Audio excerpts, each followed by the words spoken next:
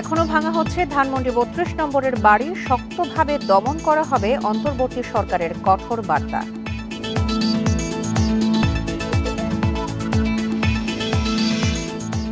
Mob ঠেকাতে সরকারের ব্যর্থতা দেখছে বিএনপি, দায় উস্কানিদাতাকে নিতে হবে মন্তব্য জামায়াতের আমিরের।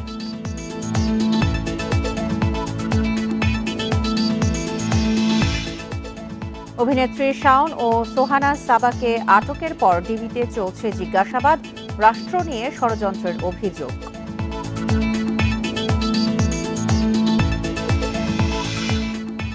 ঢাকায় স্বস্তি ফেরেনি চালের দামে, মুরগি কেজিতে বেড়েছে 10 টাকা, কাটেনি সয়াবিন তেলের সংকটও।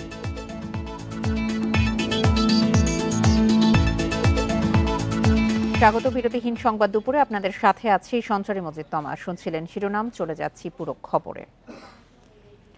ধানমন্ডি ৩২ নম্বরের শেখ মুজিবের বাড়িতে আজও ভাঙচুর করতে দেখা গেছে। ভাঙা কংক্রিটের স্ল্যাব থেকে করাত দিয়ে লোহার রড কেটে নিতে দেখা গেছে অনেককে, ইটও খুলে নিচ্ছেন কেউ কেউ। এছাড়া সকাল থেকেই সেখানে ভিড় করছে উৎসুক জনতা, তবে চোখে পড়েনি আনুষ্ঠানিক ভাঙার কাজ। গত বুধবার রাত ৮টা থেকে বৃহস্পতিবার বেলা ১১টা পর্যন্ত এক্সক্যাভেটর, ক্রেন ও বুলডোজার দিয়ে গুঁড়িয়ে দেওয়া হয়েছে বাড়িটির অর্ধেকের বেশি অংশ। ভারত থেকে শেখ হাসিনার বক্তব্য দেওয়াকে কেন্দ্র করে দেওয়া হয়েছিল এই বুলডোজার কর্মসূচি। ৩২ নম্বর ছাড়াও ধানমন্ডি ৫ নম্বর সড়কে শেখ হাসিনার বাসভবন সুধা সদনেও আগুন ভাঙচুর চালায় বিক্ষুব্ধ ছাত্র জনতা।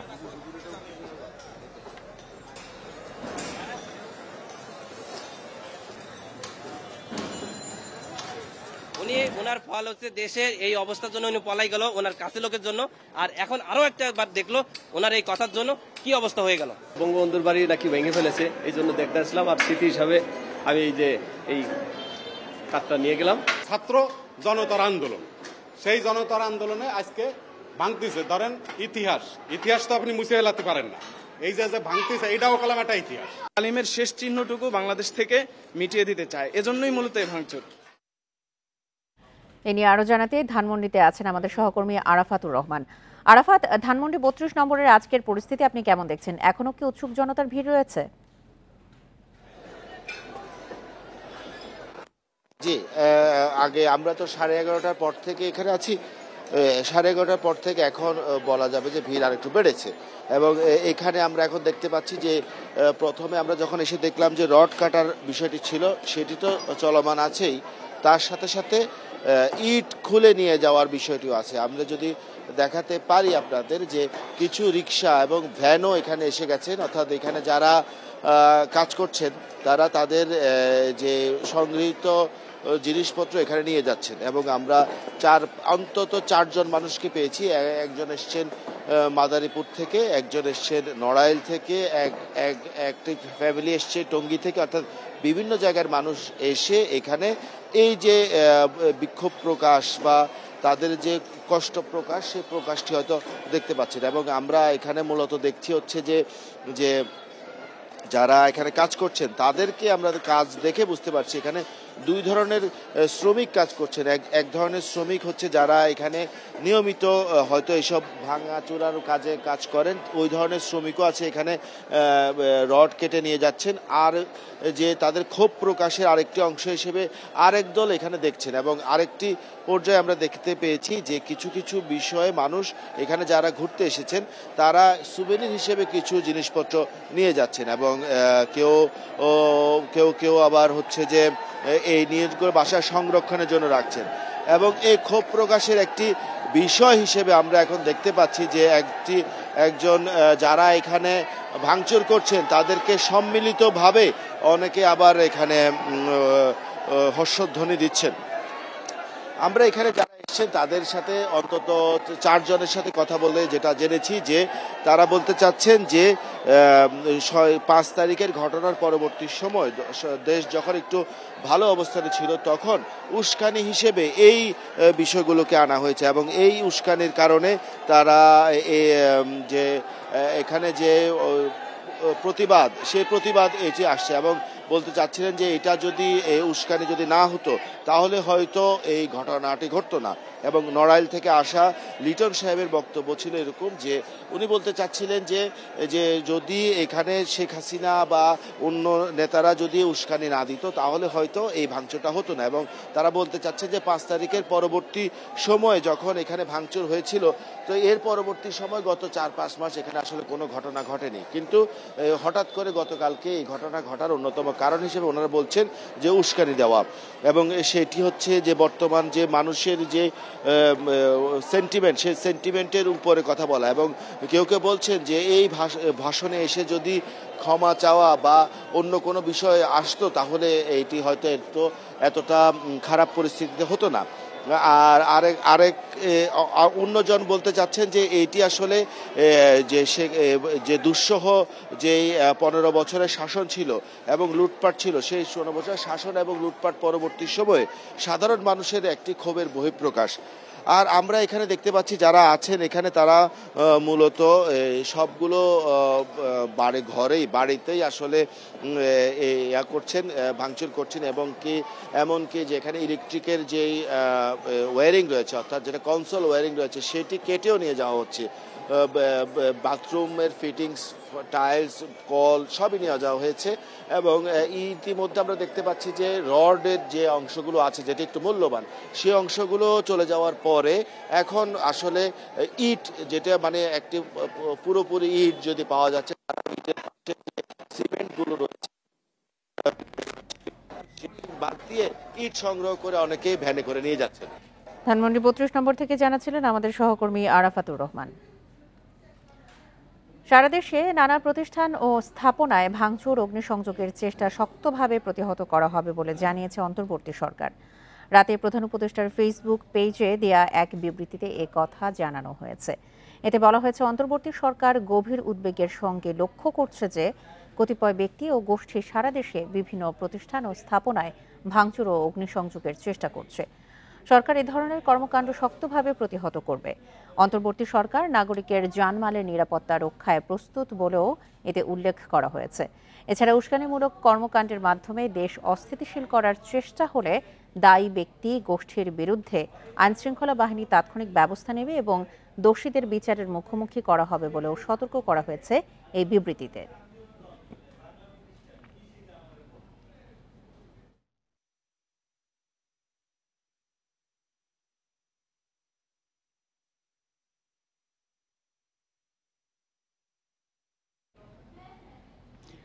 গতরাতে আওয়ামী লীগের সভাপতি মণ্ডলীর সদস্য শেখ সেলিমের বনানীর বাসায় ভাঙচুর চালিয়েছে বিক্ষুব্ধরা। এ সময় আগুনও দেয় তারা। রাত 1:30টার দিকে বিষয়টি নিশ্চিত করে ফায়ার সার্ভিস। তবে নিরাপত্তাজনিত কারণে সেখানে যেতে পারেনি তারা। এর আগে শেখ হাসিনার বক্তৃতা প্রচারের ঘোষণাকে কেন্দ্র করে বিক্ষুব্ধ ছাত্র জনতা ধানমন্ডি 32 নম্বরের শেখ মুজিবের বাড়ি গুঁড়িয়ে দেয়। এছাড়াও গত দুদিনে আওয়ামী লীগের কেন্দ্রীয় নেতা, সাবেক মন্ত্রী ও সংসদ সদস্যদের বাড়ি এবং বিভিন্ন স্থাপনায় ভাঙচুর ও অগ্নিসংযোগ হয়।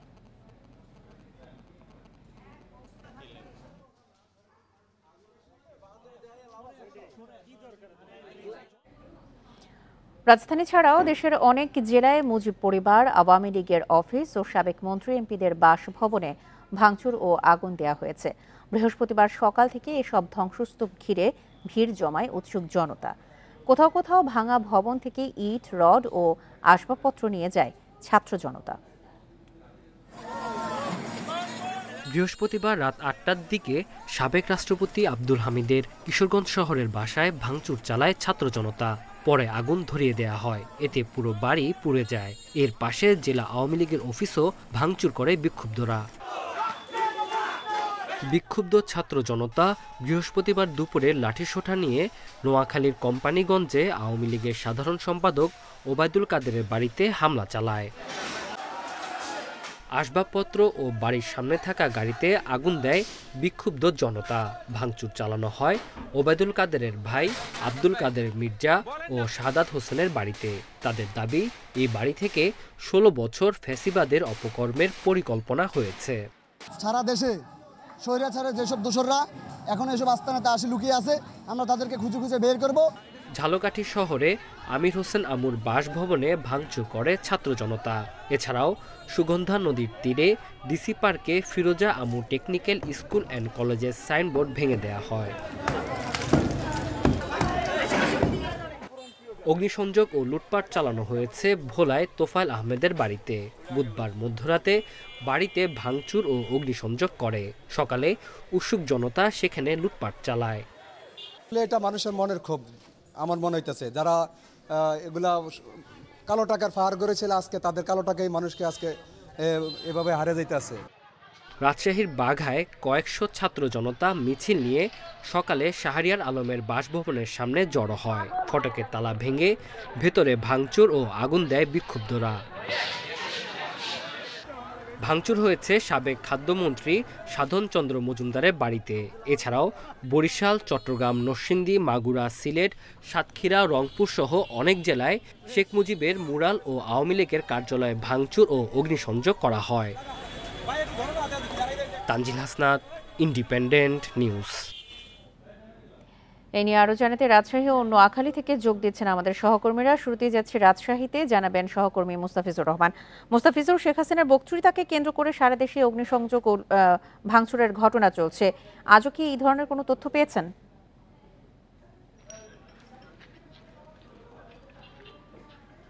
দেখুন, গতকাল থেকেই কিন্তু বলা যেতে পারে যে শান্ত রাজশাহী আবার উত্তপ্ত হয়ে উঠেছে এবং জনবিক্ষোভ এবং জনরোষে কিন্তু আমরা দেখেছি যে গতকালকে সাবেক পররাষ্ট্র প্রতিমন্ত্রী শাহরিয়ার আলমের বাসায় ভাঙচুর এবং অগ্নিসংযোগের ঘটনা ঘটেছে। সেই সাথে সচিব নেতা ছিলেন এবং রাজশাহী মেডিকেল কলেজ হাসপাতালের প্রিন্সিপাল ডক্টর নওশাদের বাসায় কিন্তু হামলার ঘটনা ঘটেছে। এবং সেই সাথে আমি এখন দাঁড়িয়ে আছি রাজশাহী সাবেক mayor, city mayor HM Khairuzzaman Liton, এবং তিনি জাতীয় চার নেতা আর অর্থাৎ কামরুজ্জামানের পুত্র ছিলেন।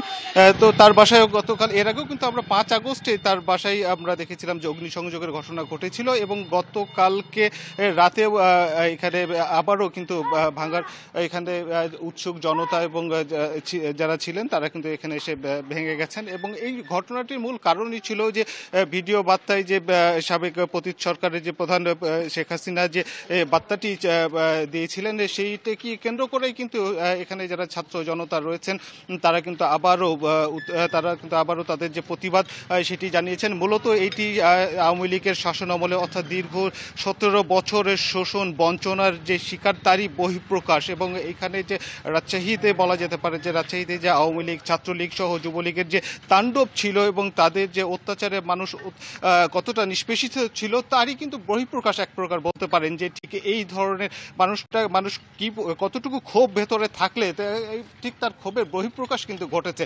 দেখুন, এই ভবনটি আমরা যতটুকু দেখেছিলাম যে 5 আগস্টে অগ্নিসংযোগ হয়েছিল এবং অনেকটা পরিত্যক্ত ছিল এবং এরপরে আবারও সে ভাঙচুর এবং তারা বলছিল এখানে যারা ছাত্র জনতা ছিল যারা এখানে ছিলেন তারা কিন্তু বলছিলেন যে আসলে আওয়ামী লীগ তথা যে পতিত সরকার তারা যে ধরনের তাদের কর্মকাণ্ড চালিয়ে গেছেন সেই কর্মকাণ্ডের ফল এটি এবং তারা তাদের অত্যাচারে অতিষ্ঠ ছিল এবং সেখান থেকে পরিত্রাণ পেয়েছে এবং যার ফলে কিন্তু তারা চান না যে রাজশাহীর মাটিতে আর কোনো দোসরের এখানে জন্ম হোক বা দোসরের পুনর্জন্ম হোক, এটি কিন্তু তারা কখনোই প্রত্যাশা করেন না। এবং তারা একটি বলছিলেন যে আওয়ামী লীগের মূলত তারা যখন মূলত দেখা গেছে 5 আগস্টের পর থেকে রাজশাহীর পরিবেশ অনেকটাই শান্ত ছিল এবং কোনো ধরনের কোথাও বিশৃঙ্খলা বা আইন শৃঙ্খলার পরিস্থিতি অবনতি আমরা দেখিনি। কিন্তু এখন দেখছি যে পুনরায় কিন্তু মূলত আওয়ামী লীগের যে লিফলেট বিতরণ এবং বিভিন্ন সামাজিক মাধ্যমে যে উস্কানিমূলক বক্তব্য এরই কিন্তু বহিঃপ্রকাশে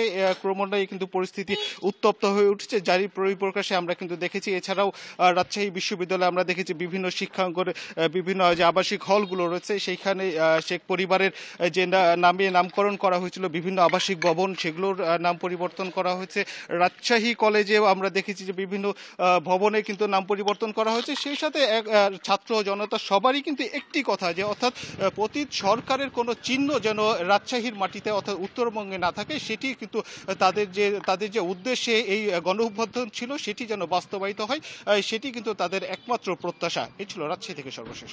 মুস্তাফিজ, সঙ্গে থাকুন। এবার আমরা যাচ্ছি নোয়াখালীতে, সেখান থেকে জানাবেন সহকর্মী আবু নাসের। আবু নাসের, আজকে কি অবস্থা দেখতে পাচ্ছেন? বিক্ষুব্ধ ছাত্র জনতা কি এখনো ভাঙচুর বা অগ্নিসংযোগ চালিয়ে যাচ্ছে?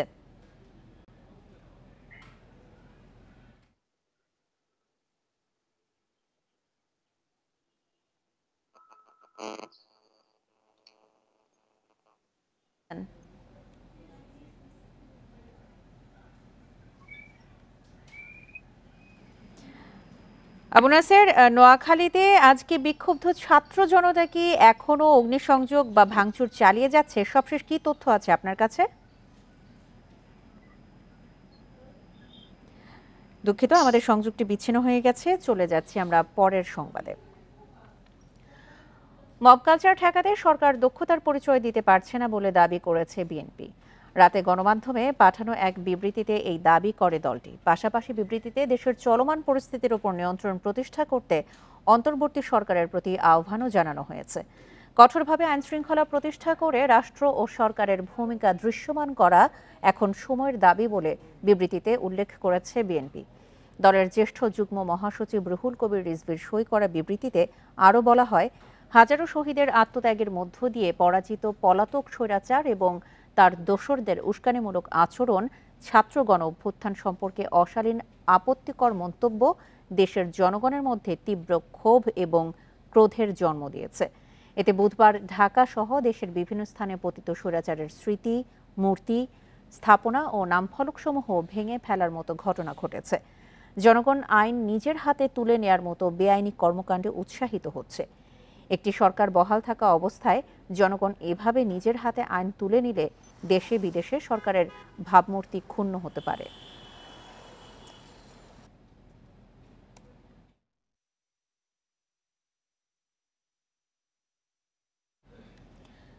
দেশের বর্তমান পরিস্থিতির দায়ভার সম্পূর্ণ উস্কানিদাতার বলে মন্তব্য করেছেন জামায়াতের আমির শফিকুর রহমান। শেখ হাসিনা পালিয়ে গিয়েও উস্কানি দিয়ে দেশে উত্তপ্ত পরিবেশ সৃষ্টি করতে চায় বলেও মন্তব্য করেন তিনি। সকালে নারায়ণগঞ্জের ওসমানী পৌর স্টেডিয়ামে এক জনসমাবেশে জামায়াতের আমির বলেন, জামায়াত ক্ষমতায় গেলে নারীরা ঘরে বাইরে সর্বোচ্চ নিরাপত্তা ও মর্যাদায় কাজ করতে পারবে। শেখ হাসিনা সহ আওয়ামী লীগের নেতাকর্মীরা দেশের যত টাকা লুট করে বিদেশে পাচার করেছে তা অন্তর্বর্তীকালীন সরকারকে ফিরিয়ে এনে জনগণের উন্নয়ন ব্যয় করার তাগিদ দেন শফিকুর রহমান।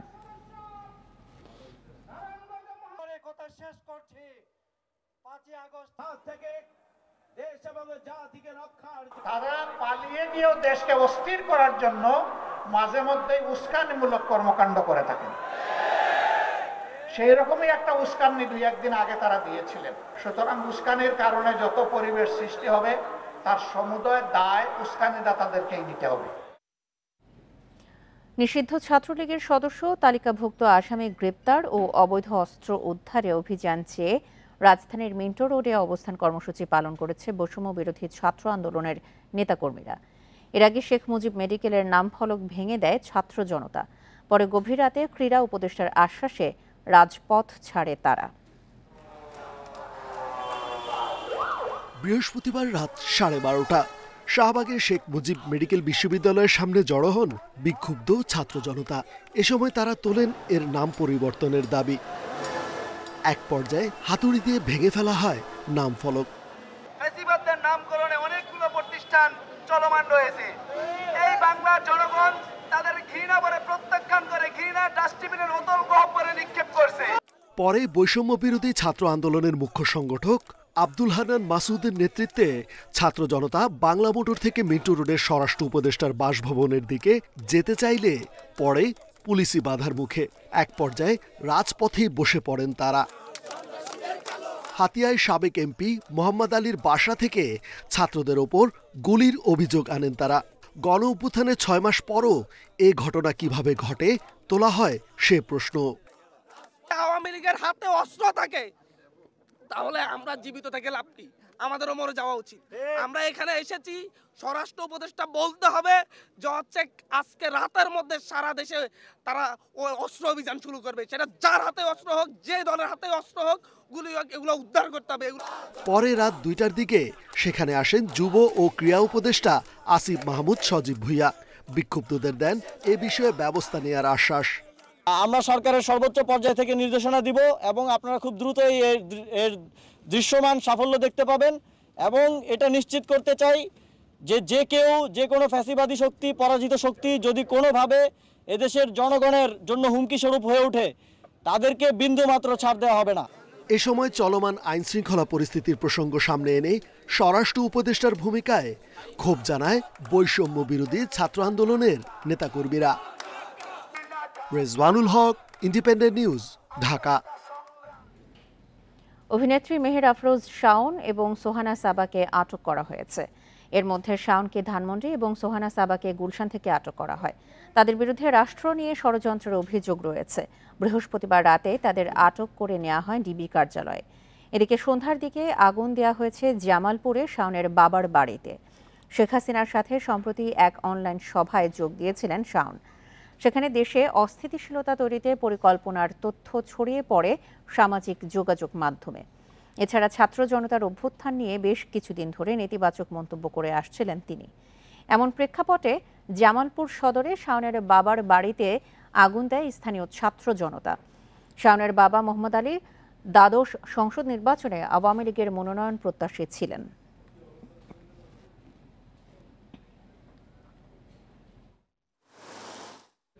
এ নিয়ে আরো জানাতে ঢাকার সিএমএম আদালত চত্বর থেকে যোগ দিচ্ছেন সহকর্মী মোহাম্মদ তসলিম হোসেন। তসলিম, অভিনেত্রী মেহের আফরোজ শাওন এবং সোহানা সাবাকে কখন আদালতে তোলা হতে পারে? আপনারা জানেন যে গতকাল সন্ধ্যায় রাষ্ট্রবিরোধী অভিযোগে প্রথমে মেহের আফরোজ চৌধুরী শাওনকে ধানমন্ডি তার নিজ বাসা থেকে গ্রেপ্তার করে ডিবির একটি টিম, তার 3 ঘন্টা নাগাদ গুলশান থেকে অভিনেত্রী সাবাকে গ্রেপ্তার করে ডিবির আরেকটি টিম। সর্বশেষ ডিবি থেকে জানা যায় যে তাদের বিরুদ্ধে এখনো জিজ্ঞাসাবাদ চলছে এবং রাষ্ট্রদ্রোহিতার কোন ধারায় তাদের বিরুদ্ধে মামলা হবে এখন পর্যন্ত এই সিদ্ধান্ত হয়নি। তারা এখন পর্যন্ত ডিবি কার্যালয়ে আছে, তাদের জিজ্ঞাসাবাদ চলছে। এছাড়া এই ঘটনার আগে জানা যায় যে মেহের আফরোজ চৌধুরী শাওন এবং সোহানা সাবা এই ছাত্র আন্দোলনকে উদ্দেশ্য করে বিভিন্ন সময় কিন্তু উস্কানিমূলক পোস্ট দিয়ে গেছেন এবং হচ্ছে যে তারা এগুলা চালিয়ে গেছেন। সেই ক্ষেত্রে তারা দুজন ভারতে অনুষ্ঠিত আওয়ামী লীগের একটি ভার্চুয়াল অনুষ্ঠানে অংশ নিয়েছিলেন বলে অভিযোগ রয়েছে। এই বিষয়ে জানতেও ডিবি তাদেরকে জিজ্ঞাসাবাদ করছেন। অন্যদিকে সাবা এবং শাওন পতিত আওয়ামী লীগ সরকারের ঘনিষ্ঠ ছিলেন। তারা গত দ্বাদশ সংসদ নির্বাচনে সংরক্ষিত নারী আসন থেকে দলের মনোনয়নও চেয়েছিলেন কিন্তু পাননি। এছাড়া আওয়ামী লীগের সভা সমাবেশ এবং যে কোনো কর্মসূচিতে তাদেরকে কিন্তু প্রথম সারিতেই দেখা যেত। অভিনেত্রী ও গায়িকা সম্প্রতি ফেসবুকে ধারাবাহিকভাবে ছাত্র জনতা এবং অন্তর্বর্তী সরকারের কর্মকাণ্ড নিয়ে কটাক্ষ করে একাধিক পোস্ট দিয়ে আলোচনায় আসেন। তারই জেরে তাদেরকে গ্রেফতারের এবং শাস্তির দাবিতে বিভিন্ন মহল এবং নেটিজেনরা কিন্তু সরব হয়ে ওঠে। অন্যদিকে অভিনেত্রী সোহানা সাবা ছাত্র জনতার আন্দোলন থেকেই আলোচনায় ছিলেন। তিনি ছিলেন আওয়ামী লীগের ঘনিষ্ঠ তারকাদের তৈরি একটি হোয়াটসঅ্যাপ গ্রুপের অ্যাডমিন। সেই গ্রুপের নাম ছিল আলো আসবেই। ছাত্র জনতার আন্দোলনকে বিভিন্ন খাতে তারা সংজ্ঞায়িত করেছেন সেই গ্রুপের মাধ্যমে। পতিত সরকার পতনের পরে এই গ্রুপের কিছু স্ক্রিনশট সামাজিক যোগাযোগ মাধ্যমে চলে আসে। অন্যদিকে শাওনের জামালপুরের বাবার বাড়িতেও কিন্তু অগ্নিসংযোগ করেছে উৎসুক জনতা এবং শাওন এবং সাবার ভাগ্যে কি হবে আর কিছুক্ষণ সময়ের মধ্যেই কিন্তু নির্ধারিত হবে যে তাদেরকে কোন মামলায় গ্রেপ্তার দেখাবে ডিবি পুলিশ। সিএমএম আদালত চত্বর থেকে সবশেষ তথ্য নিয়ে জানাচ্ছিলেন আমাদের সহকর্মী মোহাম্মদ তসলিম হোসেন। রাজধানীর বাজারে খুব একটা স্বস্তি ফেরেনি চালের দামে। আমদানির চাল আসার পরও দাম কমছে সামান্য। অন্যদিকে সপ্তাহের ব্যবধানে কেজিতে 10 টাকা বেড়েছে মুরগির দাম। কাটেনি সয়াবিন তেলের সংকটও। বাজারে চালের মজুদে ঘাটতি নেই, কেনা যাচ্ছে প্রয়োজন অনুযায়ী, তবে স্বস্তি নেই দামে। গত সপ্তাহের চেয়ে মানভেদে কেজিতে 1 থেকে 2 টাকা কমেছে চালের দাম। মোটা চাল বিক্রি হচ্ছে 52 থেকে 54 টাকা কেজিতে। সরু চালের জন্য গুনতে হচ্ছে 70 টাকার উপরে। বিক্রেতাদের দাবি, আমদানির চাল বাজারে আসছে, তাই সামনে দাম আরো কমতে পারে। মহা বেশি করিয়া ফেলাইছে, 50 পয়সা কমায়, 1 টাকা কমায়, 10-12 টাকা বাড়াইয়া। বাইরে থেকে মালটা ইম্পোর্ট করানো মোটামুটি চালের বাজারটা একটু বাড়ি খেয়েছে। নইলে এক চাল আটার চাল এখন 70 টাকা কেজি হইতো, মোটা চাল 60 টাকা আসতো। এই জন্য এখন ওই চালটা আসাতে মিনিকেট 80 টাকা, ভালো নাজির চাল 80 টাকা, নর্মাল নাজির চাল 70 টাকা 75 টাকা। এদিকে রোজা যত এগিয়ে আসছে ততই ঘনীভূত হচ্ছে সয়াবিনের সংকট। একে কৃত্রিম সংকট তৈরি করে দাম বাড়ানোর পায়তারা বলছেন বিক্রেতারা। আমার লাগবে দৈনিক 20 কার্টন তেল, আমার দিতেছে 5 কার্টন তেল, তেলের সাথে আবার আটাও দিচ্ছে। তাও অ্যাভেলেবেল সরবরাহ নাই, ডিলার একদম কম দিচ্ছে। গায়ে যে দাম লেখা ওই দামে ডিলার তেলের দাম নিতেছে। অন্যদিকে গত সপ্তাহে যে ব্রয়লার মুরগি বিক্রি হয়েছিল 180 টাকা কেজিতে, এখন সেজন্য গুনতে হচ্ছে 190 থেকে 200 টাকা। আর সোনালির কেজি পৌঁছেছে 310 থেকে 320 টাকায়। রমজান উপলক্ষে তো এটা স্বাভাবিকভাবেই প্রত্যেক বছরই বাড়ে, এখানে সম্ভাবনা আছে। রমজান তো আর মাত্র 1 মাসও নাই প্রায়। তবে স্বস্তি রয়েছে সবজির দামে। গত সপ্তাহের চেয়ে কেজিতে 5 টাকা কমেছে আলু পেঁয়াজের দাম। আলুর কেজি 18 থেকে 20 টাকা আর পেঁয়াজ কেনা যাচ্ছে 45 টাকা কেজিতে। Shahid Ahmed, independent news, Dhaka. আপনারা দেখছেন বিরতিহীন সংবাদ দুপুর। সংবাদে অন্যান্য খবরের সাথে আরও যা থাকছে। নারায়ণগঞ্জে ফতুল্লা থানার স্বেচ্ছাসেবক দলের নেতা মামুন খুন, ডেকে নিয়ে হত্যা করেছে দুর্বৃত্তরা।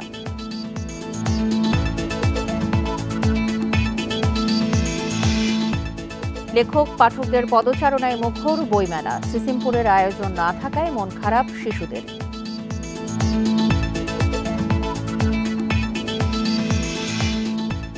7 মাস ধরে বেতন ভাতা পাচ্ছেন না মা ও শিশু ক্লিনিকের কর্মকর্তা কর্মচারীরা।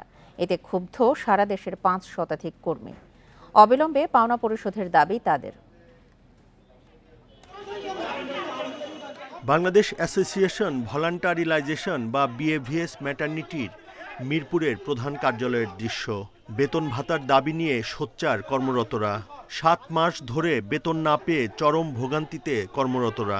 বাড়িওয়ালা তো বাড়ি ভাড়া বাকি রাখে না, আর দীর্ঘ 7 মাস জুনে হলো কোরবানি ঈদ গেল, ওই লাস্ট আমরা ওই সময় বেতন পাইছিলাম। সবাই যে যার বেতন অনুযায়ী চলে, আমাদের জন্য তো কষ্ট, মানে কি এই কষ্ট আসলে বোঝানোর মতো কিছু না।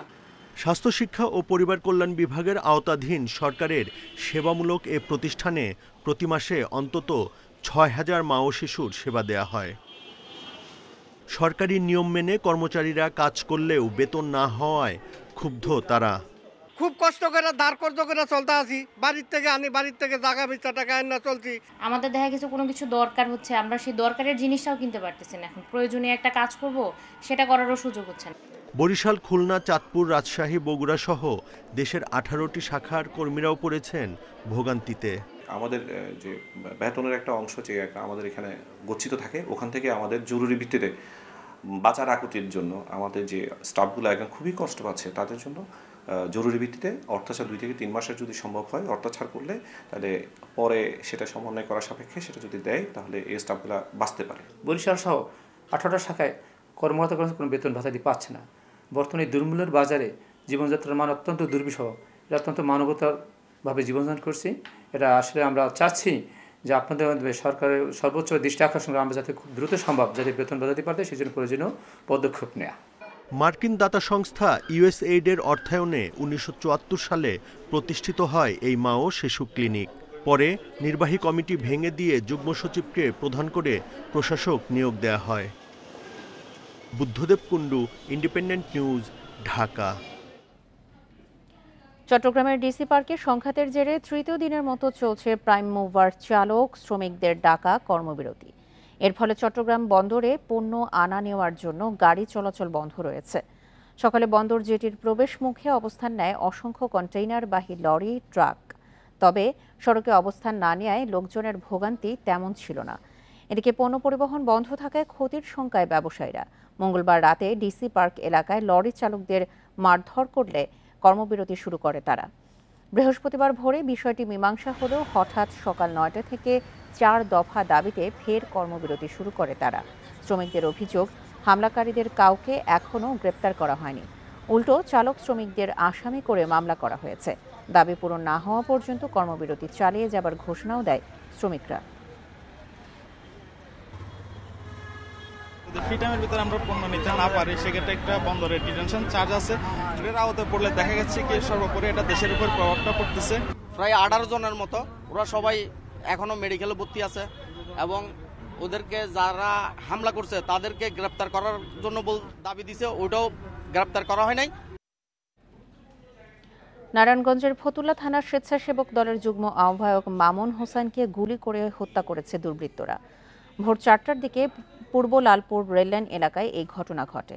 পুলিশ জানায়, বৃহস্পতিবার রাত 2টার দিকে নিজ ব্যবসা প্রতিষ্ঠানে কাজ শেষে বাসায় চলে যান মামুন। ভোরে মোবাইল ফোনে বাসা থেকে প্রতিষ্ঠানের সামনে ডেকে এনে গুলি করে পালিয়ে যায় 2 তরুণ। পরে স্থানীয়রা উদ্ধার করে খানপুর 300 শয্যা বিশিষ্ট হাসপাতালে নিয়ে গেলে চিকিৎসক মামুনকে মৃত ঘোষণা করেন। ধারণা করা হচ্ছে পূর্বশত্রুতার জেরে এই হত্যাকাণ্ড। হত্যার সঙ্গে জড়িতদের শনাক্ত ও গ্রেপ্তারে একাধিক টিম কাজ করছে বলে জানিয়েছে পুলিশ।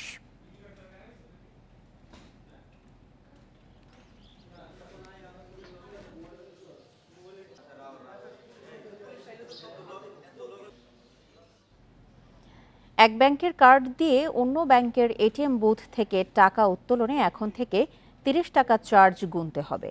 এতদিন ছিল 15 টাকা। তবে সর্বোচ্চ 20,000 টাকা উত্তোলনে প্রথম 5টি লেনদেনে আগের মতো 15 টাকা চার্জ হবে।